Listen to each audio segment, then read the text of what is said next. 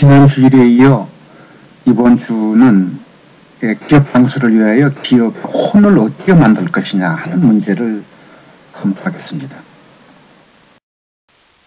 기업을 종교처럼 경전을 만들고 지키면 기업은 영원할 수 있습니다. 여기에서 경전이라고 하면 기업의 혼을 이야기하고 있습니다.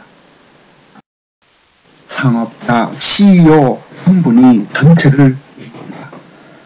하주대학교 김정일 심리학 교수의 컬럼을 잠시 동안 소개해드리도록 하겠습니다. 이순신 장군은 국가에 관한 가치를, 에디슨은 창조의 가치를, 간디는 평화의 가치를 사람들에게 알려줘 많은 사람들을 움직일 수 있었습니다. 우리들의 일상 이야기지만 내가 키우는 교환견의 물질적 가치는 크지 않겠지만 나와의 관계에 있어서는 값을 매길 수 없을 정도로 큰 가치를 지니고 있습니다. 가치에 관한 생각을 하고 있는 사람이나 조직은 그 가치라는 것이 어두운 밤에 불을 밝히는 등대의 역할을 하는 것을 알기 때문에 좌절과 실패를 해도 늘 어디로 가야 할 것인가에 대한 힘을 잃지 않는 것입니다. 그것과 나와의 관계가 얼마나 소중한가를 알기 때문입니다. 하지만 가치에 대한 생각 없이 목표와 방법에만 몰두한다면 다시 일어날 이유도 방향도 지니지 못하니 당연히 무엇인가를 추구할 수가 없기 때문입니다. 저는 IGM은 전성철 박사가 이끄는 기업 교육기관 중에 매우 유명한 곳입니다. 거기에서 기업의 혼을 가치관 경영이라고 하는 부분으로 정의하였습니다.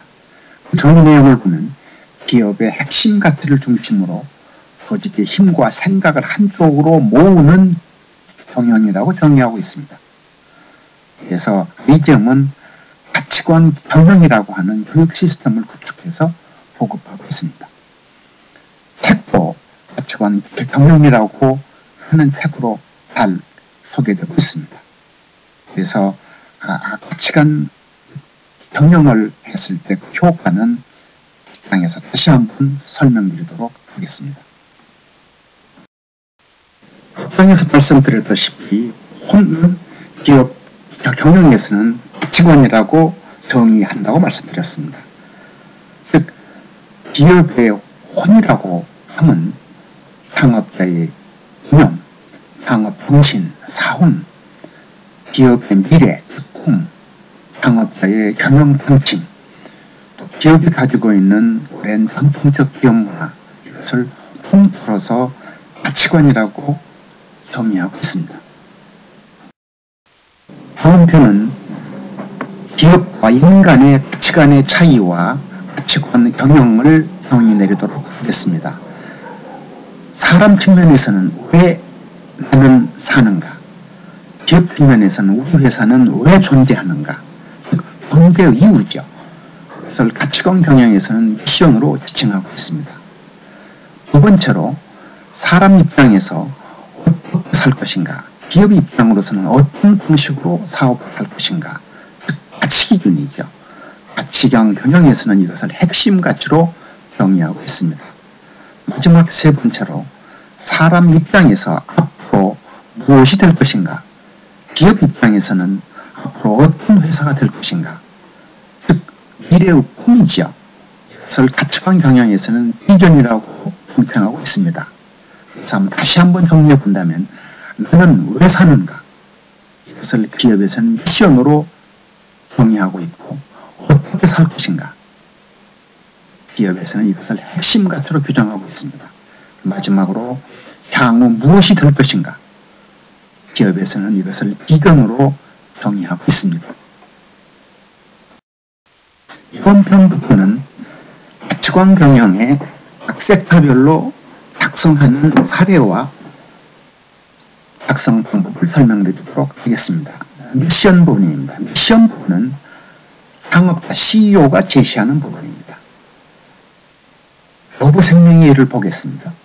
고객이 미래 역경에서 좌절되지 않도록 도와주는 것. 그거는 생명보험입니다.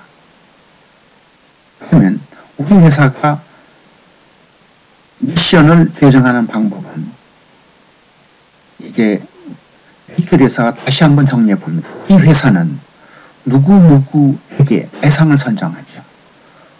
무엇을 바탕으로 제공하는 가치죠. 무엇을 하기 위하여 우리 회사는 존재한다는 것입니다. 본죽, 휴맥스, 3M, 나이키, 포스코, 훌몬. 훌몬의 여러 가지 인간과 자연을 함께 사랑하는 글로벌 로하스 기업이라고 사명을 정하고 있습니다. 이번 편은 행동 가치편입니다. 행동 가치라고 하면 무엇과도 바꿀 수 없는 우리의 근본적인 행동 가치의 기준입니다. 즉 사원이나 조직 문화 같은 것이죠. 이것은 창업자 CEO의 경영방침과 깊은 관계가 있습니다. 다시 한번 말씀드리면 근본적인 행동 가치라는 것들은 모든 의사결정의 가장 우선적 기준이 되는 가치 기준입니다. 기업이 장수하는 데는 즉 기업 유지에 가장 필요한 걸로 알려지고 있는 핵심 가치를 얘기하고 있습니다. 삼성의 핵심 가치입니다. 인재제일, 변화선도, 상생추구, 최고지향, 정도경영, 불무원, 포스코, 안랩 예를 보겠습니다. 자신의 발전을 위해 끊임없이 노력한다. 존중과 신뢰로 서로의 발전을 위해 노력한다. 고객의 소리에 귀를 기울이고 고객과의 약속은 반드시 지킨다. 바로 이와 같이 창업자의 정신에 가득히 묻어있는 사원이나 조직 문화를 우리는 핵심 가치라고 정의하고 있습니다. 마지막으로 비전 부분입니다. 비전 부분은 기업에서 거의 한 번쯤 다 해본 부분들이 되겠습니다. 자, 이제 그러면 비전의 예를 들어보겠습니다. 비전은 아주 구체적이고 그리고 어려우면서도 대담한 꿈을 만들어 들어가는 과정이라고 설명하고 있습니다. 초기에 자동차가 특수 계통만 이용했던 자동차를 포드 자동차는 대중화 계획을 수립합니다. 그래서 1916년까지 자동차를 대중화한다라고 하는 대담한 계획을 수립해서 드디어 자동차를 대중 속에 집어넣는 그런 큰 성공을 이루게 되죠. 스타벅스의 예입니다. 스타벅스는 2000년까지 2000개의 점포를 만들죠. 3M은 개발 전문 회사죠. 신규 사업으로 사업을 영위하는 회사입니다. 이 회사는 5년 후 매출 50%를 신규 사업에서 달성한다. 나이키는 좀 더 구체적입니다. 아디다스를 격파하자. 오스템은 한국 임플란트 기업입니다. 치과 임플란트 세계 1위라고 하는 대담한 계획을 수립합니다. 안랩은 2010년 세계 10대 보안 전문 회사가 되겠다. 이렇게 대담한 계획들을 수립하게 됩니다. 이 비전은 초기에 임원들 간에 즉 통합되어 있지 않는 상황을 한쪽으로 몰아서 한 꿈을 이룰 수 있도록 하는 방법을 사용하는 걸로 사용되고 있습니다. 그래서 비전은 단결해야 하고 호설이 있어야 하고 실행 가능해야 하고 감동을 줘야 하고 앞에서 말씀드렸던 미션과 핵심 가치와의 일관성이 유지가 돼야 된다고 설명하고 있습니다.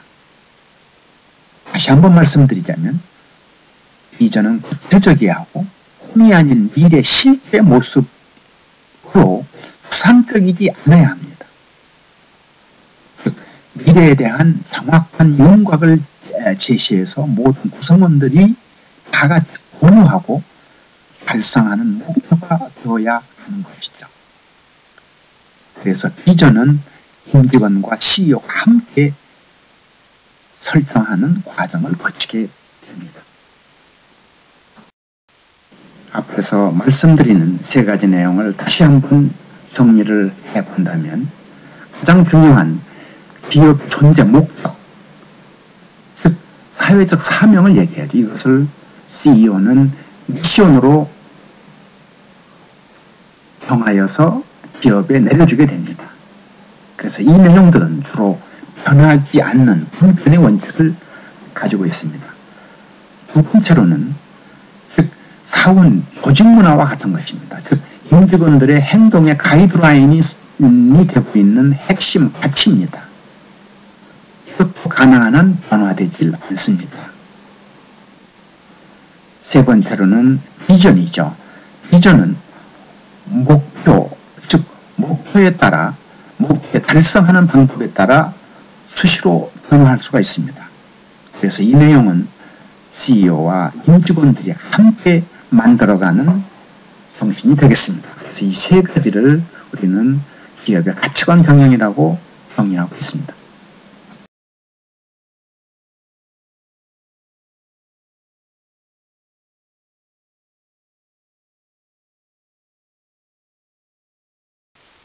가치관 경영이 잘 이루어지면 힘과 생각이 한쪽으로 모이는 효과를 가져온다고 알려주고 있습니다. 그래서 그 내용을 다시 한번 정리해보면 첫 번째, 조직 내 잡념과 갈등이 사라지고 변화를 위한 힘이 생긴다. 두 번째로는 방향성과 우선순위가 분명해짐으로 조직의 효율성이 높아지는 효과를 가져온다. 세 번째로는 직원들 스스로가 자기의 일과 역할에 대한 흥미를 갖게 된다. 네 번째로는 생각이 같은 직원들이 있으므로 조직 내부의 소통이 활성화되는 것. 다섯 번째로 명확한 기준이 생기므로 의사결정이 빠르고 정확해진다. 라고 하는 효과를 기대하게 됩니다. 세계의 모든 상수기업에는 혼이 있습니다.